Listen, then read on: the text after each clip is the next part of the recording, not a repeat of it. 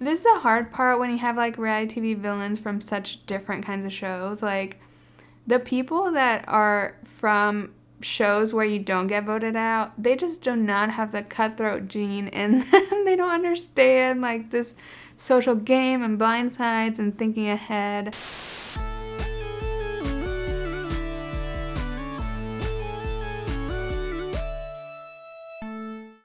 Welcome back to the Miscellaneous channel where I do miscellaneous things. I'm Zeleny. I typically cover TV, pop culture, internet trends, and other miscellaneous things on this channel, so subscribe if that's your vibe. So today I want to talk about this new show on E! Called House of Villains. It had been on my radar for quite some time, but like I had never seen a date attached to it, like a premiere date for the show.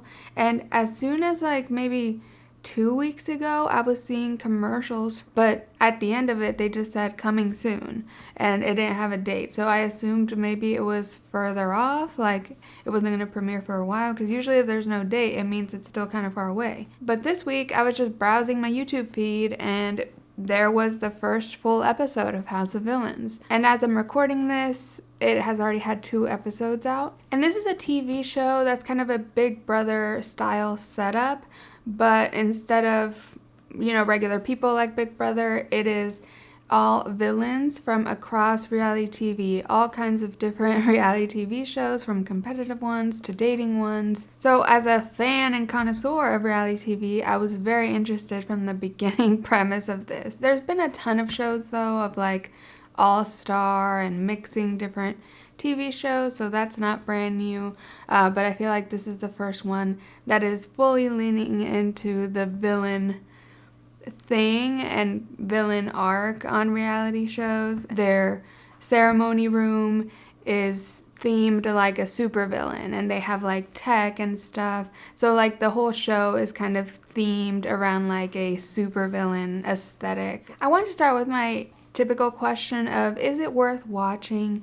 I think if you're a fan of multiple reality shows, it might be worth watching. The hard part with House of Villains is that it is just on a network. It's on the E! Network on cable TV, which a lot of people don't have cable anymore. It can be tricky to find, but at the same time, they did upload both episode 1 and episode 2 officially onto YouTube for free. I'll actually link the episodes down below. The thing I don't know is like how many episodes they're gonna put on YouTube. I thought it was just gonna be the first one, and then I saw the second one was up, so hopefully they just put all of them on YouTube. I feel like watching the first 2 episodes, though, you get a big idea of what the show is like and if you'll like it. So it's a easy way to trial it. I found it fun to watch. It is one of these shows that is like a variety cast, and they're all kind of in on the jokes and all trying to play up their villainy. So it's not like your most authentic, grounded reality TV ever. So if you're into like more of the authenticity, the dating shows, maybe it's not the best show. But the House of Villains show is competitive, and it's a lot about social game and physical challenges. So if you like other shows that have those elements, you'll probably enjoy this one. I think it's fun and all. It's not that serious, but it's definitely funny because they actually got a pretty decent cast.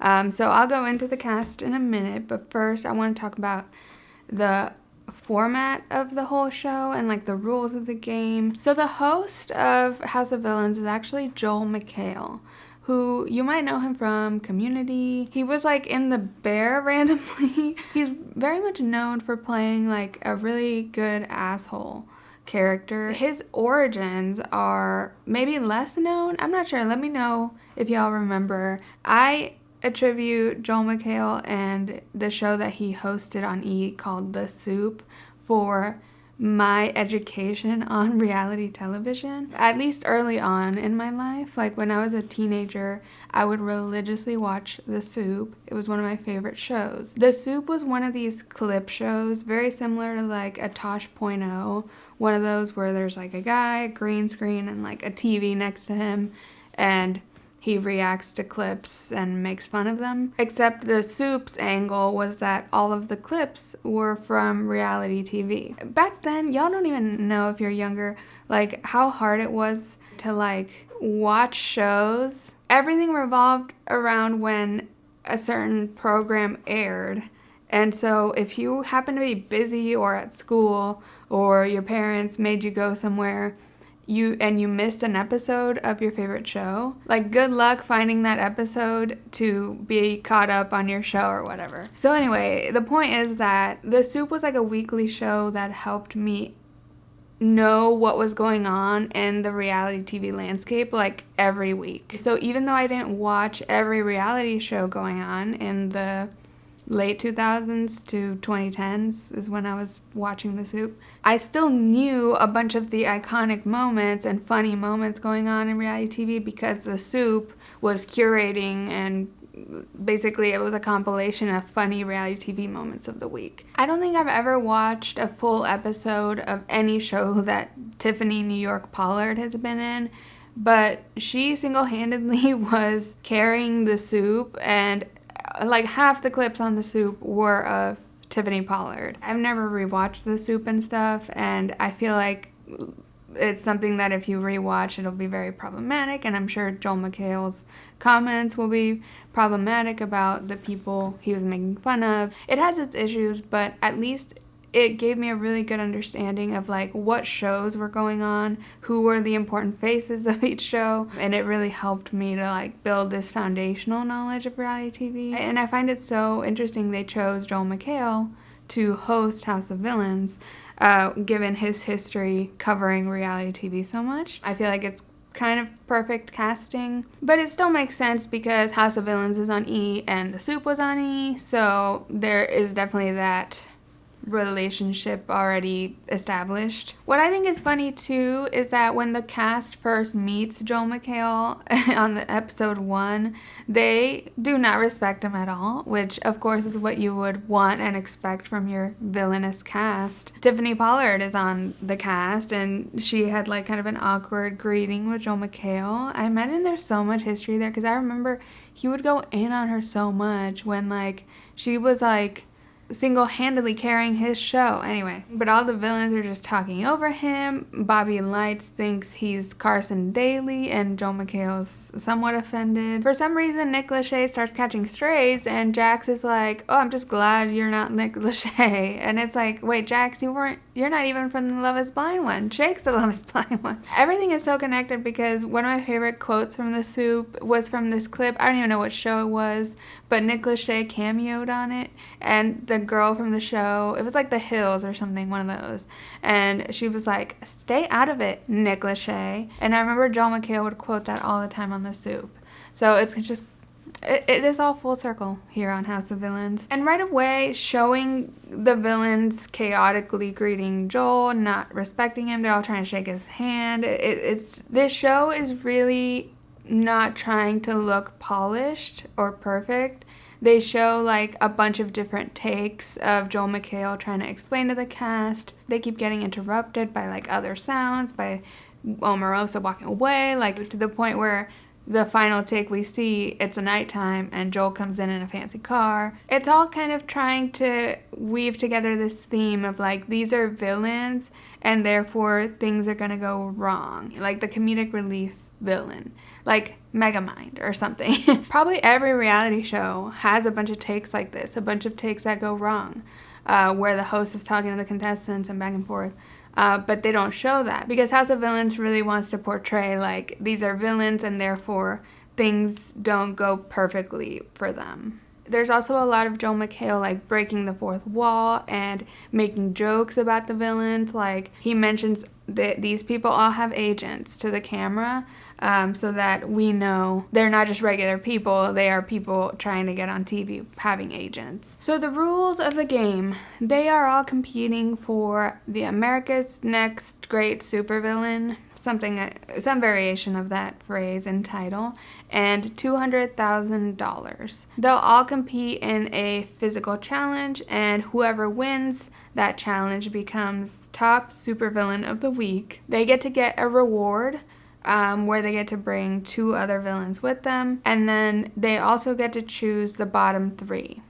So supervillain of the week controls the bottom 3, and then the bottom 3 will go into a challenge, and whoever wins gets to be safe and taken off the bottom 3 list. It's called the hit list. Everyone else in the house will vote for who out of the bottom 2 will go home. It's kind of convoluted, but it's pretty similar, honestly, I think, to the Big Brother format. That's kind of the closest format. I don't like the Big Brother, mostly because the voting format is like really annoying to me. I would just wish it was like majority vote like Survivor is. And the nature of these challenges are pretty typical of like a Big Brother type of show, where it's kind of very variety kind of challenges. The first one was called Balls Out. They do make the challenges like raunchier, more like they want them to fit like in this villain theme.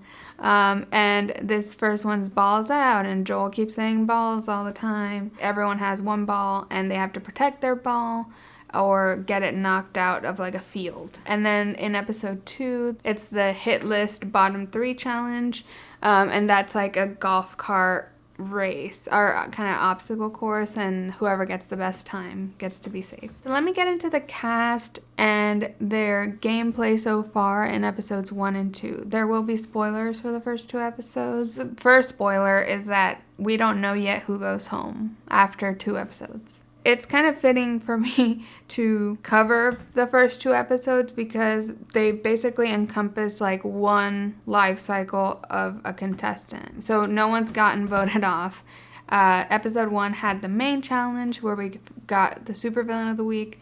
And then episode 2 had the hit list save yourself challenge for the 3 bottoms. It's kind of confusing how slow this show is going to go if every episode is just one challenge and then a hit list challenge. And I'm hoping, and I don't think following episodes will be like that. I assume every episode will have the main challenge and the hit list challenge together. I don't know, y'all, because if they continue at this pace, 2 episodes per person voted out, the show's gonna have like 25 episodes. I don't know. So let's talk about each contestant's journey. I want to start with Omarosa because she has basically been running the game, has been a main character these first 2 episodes, and her journey helps provide like a skeleton of episodes 1 and 2. But she was actually the last one to enter the house, which Jonny Fairplay was saying, oh, I was first to come in the house, so that means I'm the best villain or the most villainous villain.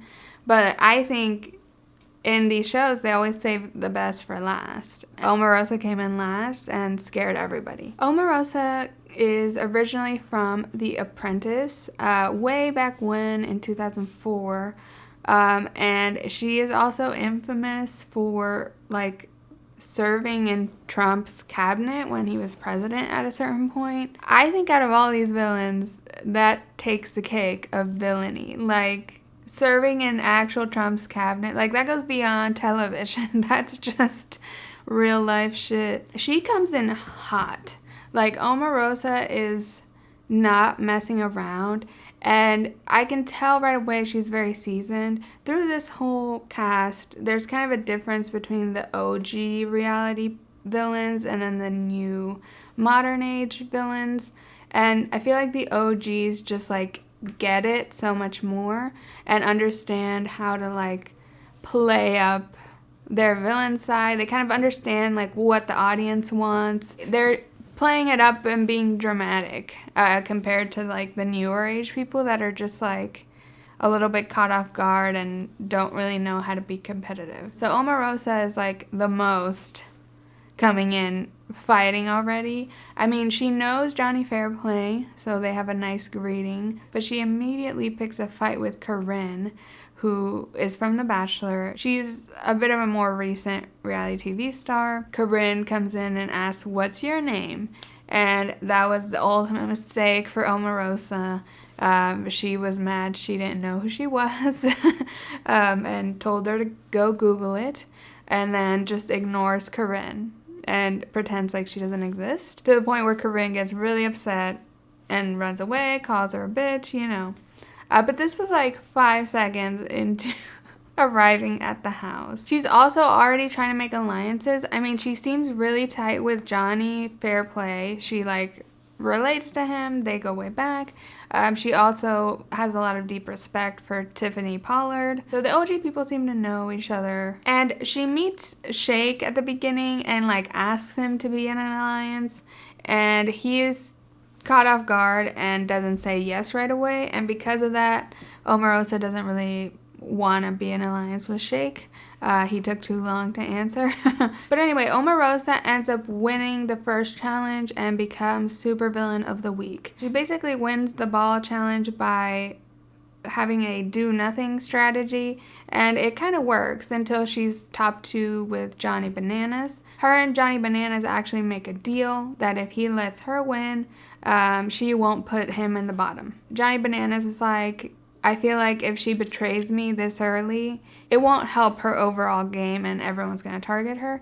So that's why Johnny Bananas put his trust in her. Omarosa did keep her word, but she's shady, and it's so funny. Omarosa so far is like playing the best villain character of anybody. So Omarosa gets to go on a reward first, which is like a spa day. She picks Tanisha and Bobby Lytes, specifically because they have big mouths, she says, and they will gossip. Mostly Omarosa just beefing with Corinne, just for Corinne not knowing who she was immediately, and since then, like, Corinne is public enemy number 1 for Omarosa. Literally, her alliance is like, well, who are you putting up besides Corinne? Because we know you're putting Corinne. So as expected, they go to like the stronghold ceremony. Omarosa sits in the supervillain chair.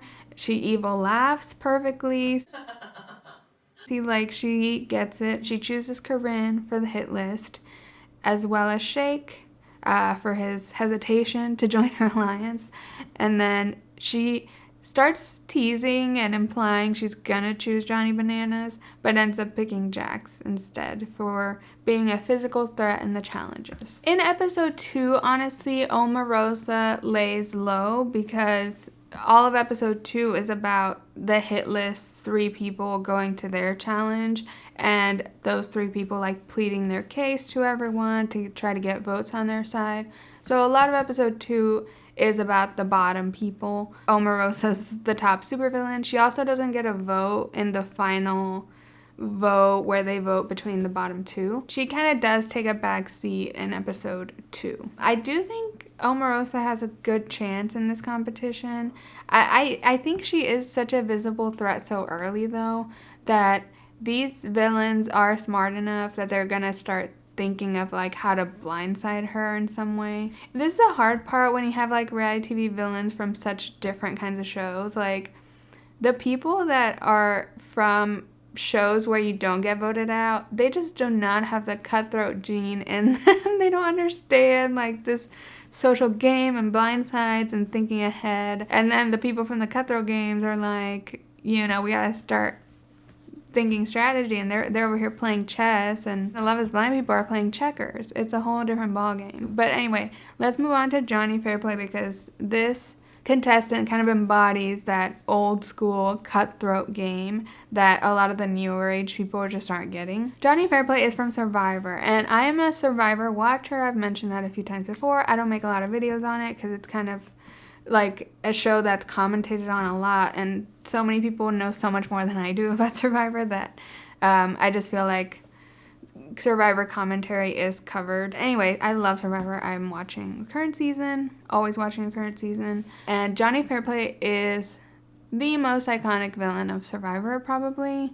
There's a lot of villains, but he was kind of the first real villain in Survivor, and he talks himself up a lot on this show, and like, he's right. They showed the clip on the show that is his most iconic moment, but on season 7 of Survivor, they brought in like friends and family. It's a typical part of the game. So his best friend comes there, and when they're like setting up for the reward or greeting all their loved ones, Jonny asks the best friend, like in front of everybody, "How's grandma doing?" And the best friend is like, "She died, dude." And Jonny is just like devastated. Cut to Jonny in the interview saying like, "Oh, my grandma's fine. She's watching Jerry Springer right now." And that was a lie I had set up with my friend when he came. And because of that, he like gets picked for the reward because everyone feels bad for him for his grandma just dying and him just finding out that way. It's just so wild because no one had ever pulled such a like shameless move on Survivor, just lying about a family death like very seriously. And just in general that season, he was a total weasel, sabotaging people, like messing up his alliances. And he's kind of unassuming because he's kind of like funny. He's a class clown type and you don't see it coming, but he will betray you. He's like the Peter Pettigrew of Survivor. It's so funny to see him here because I feel like Jonny Fairplay is going to make it far because these new age people, they have no idea who they're dealing with someone like Jonny Fairplay and just anyone that's been on Survivor. Like, I feel like Survivor is just on another level than any of the other shows represented. The other contestants just aren't going to see it coming from Jonny Fairplay. They might know, he was villainous on Survivor, but they don't understand the level he's playing at. I think Jonny's going to make it far just because he's unassuming and these people don't understand what he did or how Survivor goes and like the skill required to make it far in that game. But anyway, yeah, he seems to know Omarosa. He knows Tiffany Pollard, so he's also in with them, who are very powerful in the house, especially Omarosa. They're really tight. And he kind of lays low mostly in episode 1 and 2. I mean, he does not win the challenge or get picked for a reward. The only thing he does do, and he starts doing like the most villainous actual thing so far in the game, he sabotages somebody in the hit list challenge. So Jax is one of the people on the hit list, as we covered with Omarosa choosing him, because everyone saw him at the ball challenge, and he's a really buff guy, he's really tall, so he's obviously going to dominate these physical challenges. The kind of majority alliance, including like Omarosa kind of at the head of it, they have their eyes on Jax, and they want him out of the hit list that we have at the end of episode 1. The problem is that the hit list gets to go to a physical challenge, and Jax has a really great chance of winning. Luckily for the major alliance, the hit list challenge ends up being something where each of the bottoms has to choose a partner. So basically they have to be blindfolded driving while someone else they pick from the house is directing them driving this golf cart. Jax makes the terrible mistake of choosing Jonny Fairplay to direct him blindfolded on a golf cart. Jonny, being Jonny Fairplay, just sabotages him, has him going in circles, going the wrong way, the wrong turn, and sure enough, they end up in 3rd place. So Jonny admits in the interview he was sabotaging. The other cast members saw it. Jax was the only one who didn't see anything. So I think it's so funny and very expected that Jonny Fairplay is already causing havoc and unashamedly like sabotaging another contestant's game that it will help his game. Jonny Fairplay literally says like, I understood the assignment when he was picked by Jax. And also Jax comes in and confronts Jonny, and Jonny just lies. Like, Jax says, oh, did you sabotage me? And Jonny Fairplay's like, no, I didn't. And Jax just believes him. He has no problem just lying to someone's face for the sake of the game. And that's what these, like, real show people don't understand. So I think Jonny Fairplay is going to make it far. I think Omarosa is, like, the obvious target because she's running so much so early. So I feel like even Jonny Fairplay himself might end up going for Omarosa at some point. I wouldn't be surprised. So next I want to talk about Tiffany New York Pollard, who I'm so glad is in this season because she is so iconic in reality TV. She's like a total meme queen too. There's so many reaction clips and GIFs she provided to the internet. She didn't stand out too much episodes 1 and 2. She did actually a little bit in episode 2, but she kind of laid low, didn't win the challenge, didn't get picked. She comes in second to the house, so she ends up being roommates with Corinne.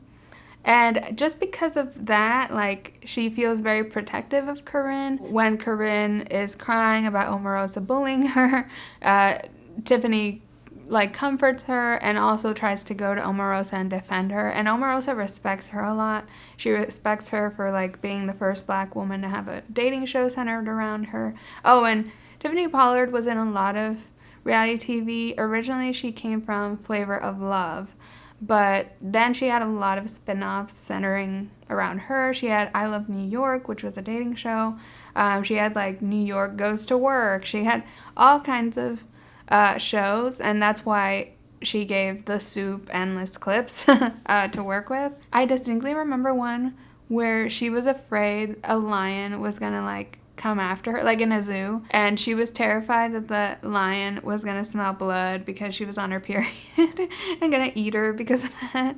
But yeah, she's like really protective of Corinne. I think maybe she's just loyal to like the first person she sees or that she has some sort of bond with, because I don't really understand why she's likes Corinne so much. She's in these episodes trying to secretly be in an alliance with Corinne and Bobby because they're kind of an unexpected trio, and they're banking on that to like help them get ahead in the game. It's more low-key, more chill. But then later in episode 2, for some reason like Bobby gets really drunk in the jacuzzi. He's like super litty. The other men are like, you should go fight the girls or something, and Bobby's just like so drunk, and he just goes and wakes up Tiffany and Corinne. Like he's just yelling and fighting, but the words don't make sense together. Tiffany's like, what are you doing? Stop. The morning after, Tiffany decides to like be mad that Bobby did this, even though in the moment she was fine and kind of laughing about it. This was the most made up fight that I think happened, because Corinne starts telling Tiffany like it wasn't that big a deal, and then Tiffany's like, why are you defending Bobby for waking us up? Now Tiffany seems like she's mad at Corinne, and they're in a fight right before they're going into the bottom 2 voting off. So Corinne kind of gets worried that Tiffany's gonna vote her out, but I don't think any of that was real. I think Tiffany was just like, shit, I haven't had any big moments, let me go make something up for the cameras. She's older too, she's OG, like I don't think she's actually mad about something. Like she just found whatever she could to be mad about to like make a moment and have some spotlight, which is a lot of what's going on in this villain show. So next I want to talk about Johnny Bananas, and he is from The Challenge. He's done 21 seasons of The Challenge. I put out like an Instagram story asking y'all if you knew about some of the people from shows I don't watch. Johnny Bananas is someone on the cast I had no idea, I'd never heard of, but apparently he's from The Real World originally, because I thought The Challenge, yeah, was like a all-stars kind of thing where they take people from all different reality shows. I don't like The Challenge. I've tried watching an episode here and there, and it was just like constant challenges, and that's like the part of Survivor where I zone out. So I don't think The Challenge is for me. As far as we know, he's like generally a jerk on that show. There was this one moment where him and his partner won a bunch of money, but he had the choice to either split it or take it all, and he decided to take it all, even though his teammate like helped him win that challenge. So that's kind of like his villainous claim to fame. Obviously, he's pretty good at the physical challenges. I honestly think in these episodes, they're not like thinking about him as much as a physical challenge threat. He's from the show The Challenge, and he's done 21 seasons of it. I feel like he's definitely a big challenge threat, and they should probably start looking at getting him out soon. He was second place in the ball challenge, and he forfeited the win for a deal with Omarosa. So he's pretty on good terms with Omarosa. Like secretly on the interviews, he's like, you know, you gotta go kiss the ring of the Godfather. So he's not happy about it, but he's on good terms with her. She didn't break the deal. So he is safe. They are showing him have like a weakness to like the pretty girls in the house, and the pretty girls in the house are also like noticing that that's something they can exploit. So it looks like in the future, Johnny Bananas might fall victim to seducing and let that get in the way of his game. I feel like that's something that's being foreshadowed when he's like saying how pretty the other girls are, and falling for their flirtatious ways a little bit. So next I want to talk about Corinne, who is from The Bachelor. They didn't really explain why she was a villain on the House of Villains. Basically all she said is that she kissed Nick, the Bachelor, first, and everyone hated her for that, which I'm just like, is that it? Like, that's not very villainous. And I asked my friend, who is Reformed Bachelor Nation, who she was, and she sent me some clips. And yeah, she was just generally pretty bitchy. Apparently she like took a nap during the rose ceremony, and the other girls hated her for this because that's so disrespectful to the Bachelor. And I'm not really sure whose side I'm on in that, because those rose ceremonies I'm pretty sure happen at like 4 a.m. literally. But basically they were all like, you know, she's here for the wrong reasons, that kind of stuff, which is the ultimate villainy of The Bachelor. She was a villain, and I found it very strange that in the reunion clip I saw, like, all of her merch and her supporters in the audience, like, the merch was like styled like MAGA merch, like Make Corinne Great Again or something like that. First of all, that doesn't even make sense. Or Make America Corinne Again. I think that's what they said, and I was like, what? What is that? I was kind of like freaked out about the MAGA merch in the audience, and then I was like, wait, it says Corinne. Why would you make that your merch? Like, a villain like Corinne has nothing on someone like Fairplay or Omarosa, you know? I think The Bachelor is cutthroat in some ways, but like not to the level of actual social competition games. We already covered that Omarosa picks on her immediately, and she gets very flustered by this, says Omarosa's trying way too hard and that she's a bitch. And like, Corinne just doesn't get it that that's trying way too hard is like the point of being on the show. She's just too green, I think, to know that and to know like what the audience wants, but she's still giving, and because she has such a strong enemy in Omarosa, she keeps like trying to make digs at her, saying like, oh, maybe if you weren't so irrelevant, I wouldn't have to Google you. She also like thinks Omarosa picked on her because Omarosa's scared of Bachelor Nation and like the spotlight that Corinne is gonna have. You think Omarosa, who served in Trump's White House, is scared of Bachelor Nation? Like, as a fandom, I don't think Bachelor Nation is that bad. I'm sure every fandom has its toxicity, but like, I just thought it was goofy she thought Omarosa would be scared of Bachelor Nation, of all things. This is more of an Omarosa thing, but Omarosa says the first to cry is the first to fry. And she says this as if it's some old reality TV adage that we've all heard. She tells that to New York, like, first to cry is the first to fry. You know this. You're in reality TV. It's just so funny how Omarosa is, like, committing to the bit so hard. And that's what she, I think, is trying to, like, imply to Corinne, but Corinne's not getting it. So, in episode 2, Corinne is on the hit list because she's Omarosa's enemy. She has to do the golf cart race challenge. She picks Bobby to direct her, and they do pretty bad. She didn't even know where the pedal was in the golf cart, so they were kind of a lost cause. After the challenge, because Corinne is in the bottom 2, she is trying to campaign with the girls, trying to make a girls alliance, says Jax is a douche. But Tanisha's over here like, he's nice to look at though.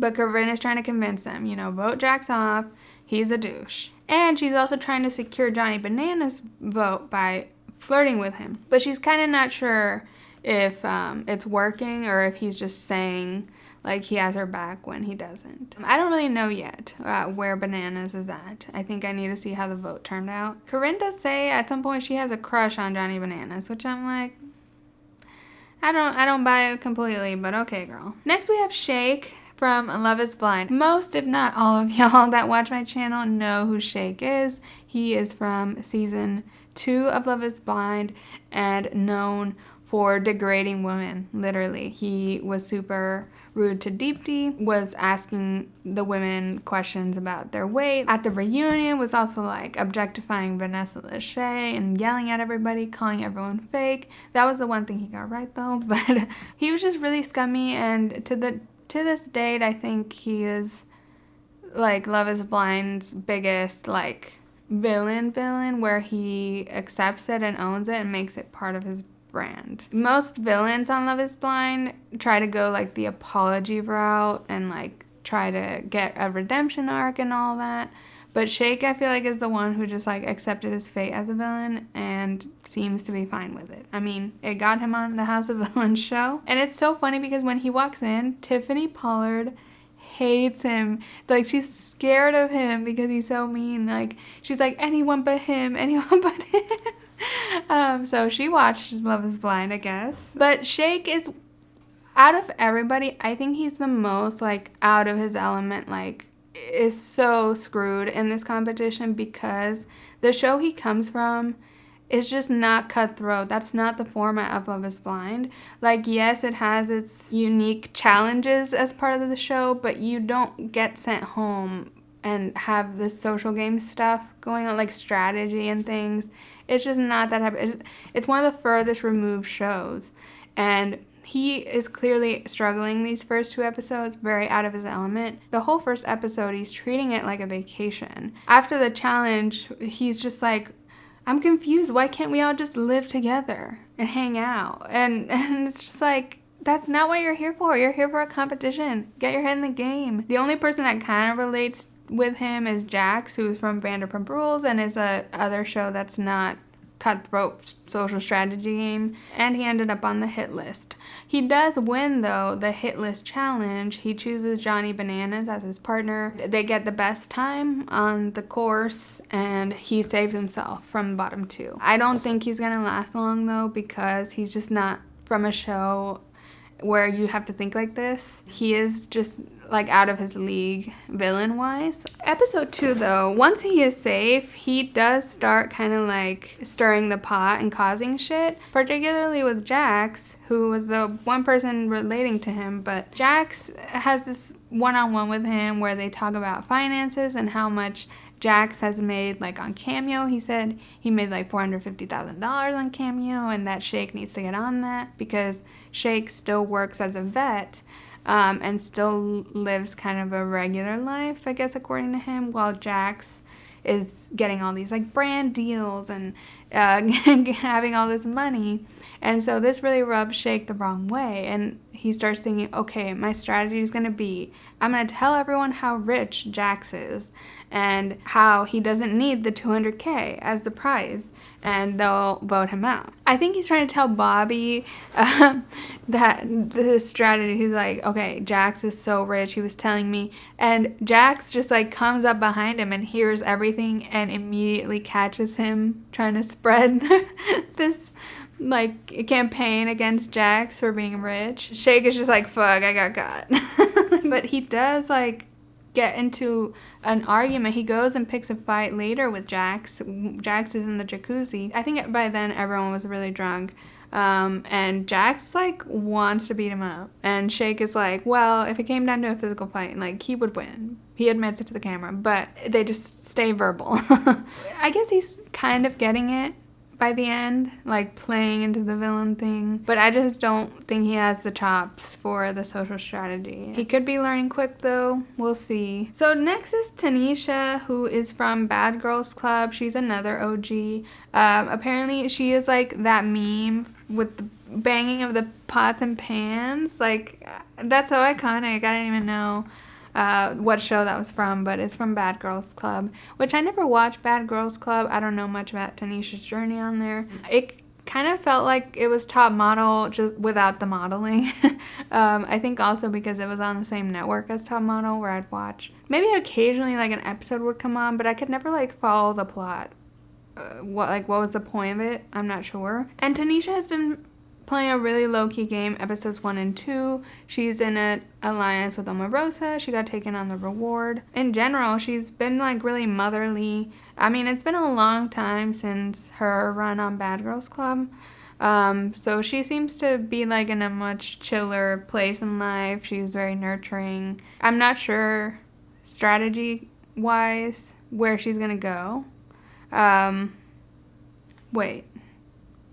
Oh my god, I was just thinking like, wait, is she the girl from that meme with the crying? Like, I was thinking about her face, and then that popped into my head, and I was like, is that her? That's one of my favorite reaction gifs ever. So that's so funny. She's a meme queen. She did call Jax like the nicest, most beautiful douchebag because Jax tried to like make an alliance with her last minute when they were going into the vote, and it was just kind of too late. Tanisha was just like, okay, guys, sure, but Tanisha's another OG though, and she's smart, I think. So I think these OGs are gonna really eat these new kids alive. Next, we get into Jax from Vanderpump Rules. Okay, so y'all are gonna be so happy to learn that I have started the Vanderpump Rules journey this past week. I had sort of mentioned it in one of the live streams that was a show I kind of wanted to get into because I heard a lot about this season 10 Scandival stuff. One of y'all was kind enough to send me a starter guide where I can watch some select episodes to catch up with season 10. It still covers like all the seasons, so right now I'm just on season 2. But just starting it this week, I've watched maybe like 4 episodes total. I already know everything about why Jax is a villain. And so it was kind of good timing I started Vanderpump Rules. Also, when I solicited on Instagram for tea on the ones I don't know about, someone sent me tea on Jax, and he wasn't on the list because I know about Jax. But it's just funny, like, he evokes strong feelings, I think, in people, and I understand.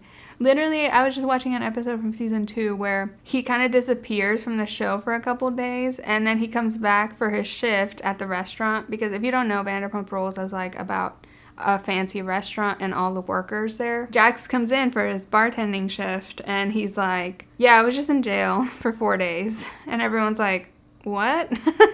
Just casually just strolls in like that. Apparently he's a serial cheater, as he mentions that on House of Villains. He's best friends with the Scandival guy. Actually, I guess Scandival wasn't available for the House of Villains because I feel like they would have loved to have him. Jax is best friends with that guy, sort of. They're always fighting too. And that he hooked up with that guy's girlfriend while he hooked up with Scandival's girlfriend, and that girl was also best friends with his girlfriend at the time. Something like that. He's just a serial cheater. I don't understand how Vanderpump Rules is real. I will eventually get to make a video on it, so I don't want to... It's just, how? How is this real? Anyway, he seems to be in a better place now. I mean, I'm watching, like, OG Vanderpump Rules right now. It's been, like, 10 years since then. He has a wife, he has kids, he seems more reformed. He gets really aggressive in the balls challenge, which makes everyone think he's a threat, like I already said. He gets into a fight with Shake.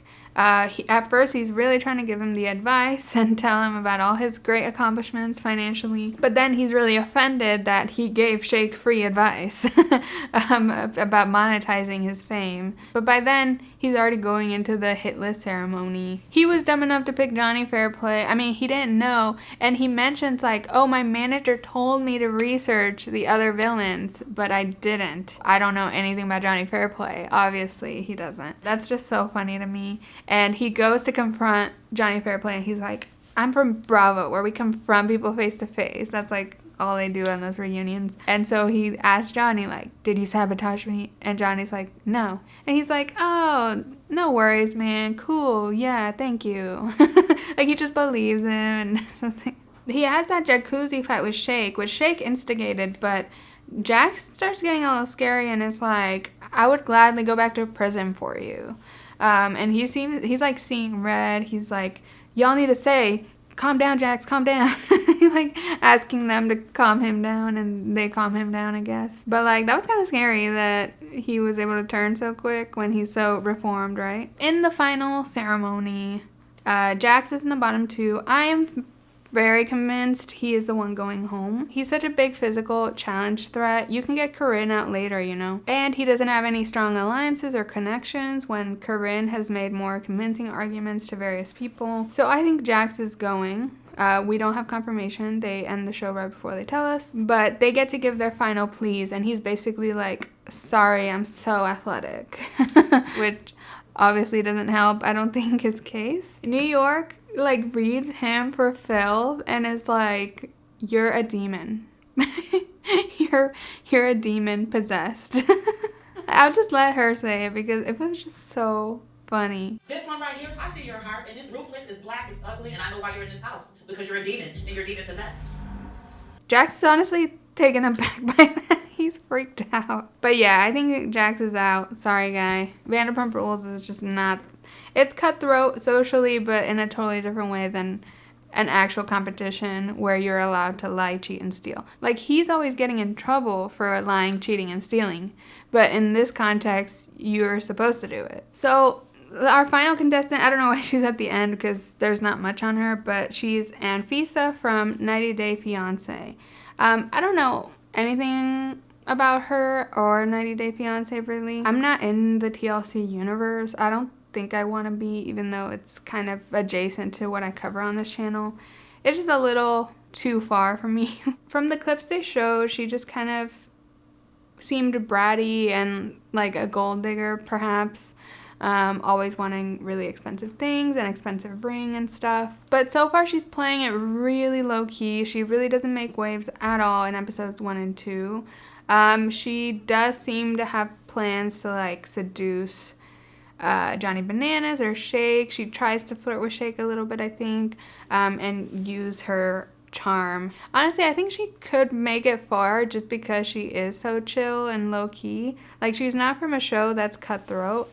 But something about how she's playing really unbothered, I think is just going to help her not get on anyone's bad side. She seems to not have this big ego that's like flaring up at anything.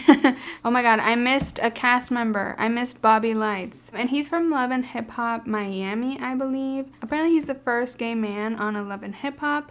And we didn't see much of his like villainy. I mean, we saw him yelling at someone. He like threw a wig at someone hard. And I don't know Love and Hip Hop if there's like a competition going on. Like, I think they're getting like a record deal at the end or something. But I don't quite know the structure of that show and how like social strategy it is versus more like real life documentary. Bobby is just like a really fierce ally for his alliances. He has a secret alliance with Corinne and New York, Tiffany Pollard. He also fangirls over Tiffany Pollard a lot. And he also has kind of his thing with Omarosa and Tanisha, and he goes on the reward. So he's more there to be comedic relief. Like, even for the demo of the race car thing, they use him to be like the demo passenger because he has the best reactions. And I don't think he's really there to win. He's just kind of there to be on TV and look good and have fun. So that was all the cast. They also show a teaser for the whole season that I found very funny, just because part of the show is that they're gonna bring in mentors for the villains. I'm not sure why, but in episode 2, they brought in Carol Baskin on Zoom to talk to them about, like, being perceived as a villain and being misunderstood. And Tanisha specifically really, like, likes her for how she handled the whole situation and how unbothered she was with everything. It was more, like, wholesome in that Carol was giving them advice about, like, being misunderstood by the public and getting, like, a bad edit kind of thing. Even though a lot of these villains, if not all of them, have done like really bad stuff, like obvious bad stuff, not just like misunderstood stuff, you know what I mean? Like, it wasn't the bad edit that made them look bad. It was like the bad things they did. And when Joel hangs up on Carol, he's like, I'm sure you got a lot of cameos to go do, so bye. Joel is roasting them a lot, and I think that's what he's there for. And then in the teaser, they showed that also Spencer Pratt is going to show up to mentor them. And the hilarious thing about that is that none of them knew who Spencer Pratt was. He's from the 2000s. He was quite the villain back then. Is he on the Hills, I guess? I think everything's the Hills from back then. And then they're bringing Abby Lee Miller to mentor them. And I'm just like, okay, maybe we have gone too far because she is like true villain. Like you don't want her mentoring you. She's like an actual villain. She went to, like, she bonds with Jack. Wait, is it Jax? Oh my god, does that mean he doesn't go home? Fuck. Wait. She bonds with someone that had also been to prison. Girl, is that the spoiler that Jax doesn't go home? I just convinced myself. I can't believe the audacity to bring in Abby Lee Miller. Like, she's not misunderstood. She is a true evil. I'm just excited for the part in the teaser where Tiffany Pollard calls Omarosa a guzzling Republican.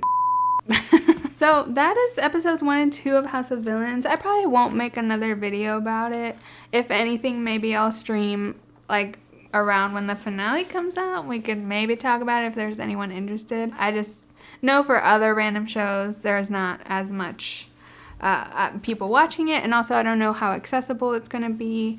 I think it's such an interesting concept, and I was trying to think of like the morality of it all, because is this good or is this bad? Because a lot of these people are very bad. They're problematic people.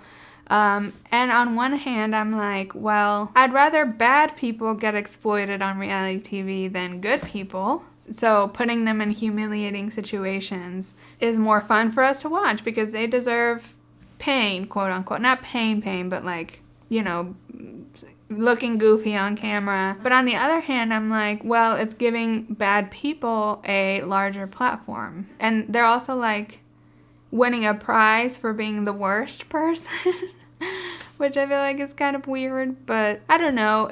It's reality TV, and like they have thrived on having villains as part of it. I think this could easily be a successful franchise. I think right now it's kind of like in not the best place. Like it's on cable TV and nowhere else.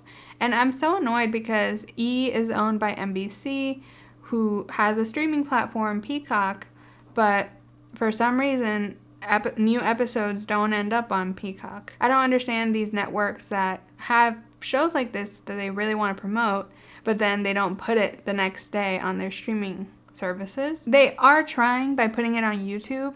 It's just very confusing. Like, are you going to put the whole season on YouTube? I hope so, but I don't count on it, I guess. I would love to know what you think about House of Villains. If you have tea from their original shows, anyone in the cast, I would love to hear about it in the comments below. Who do you think is gonna do really well due to their past?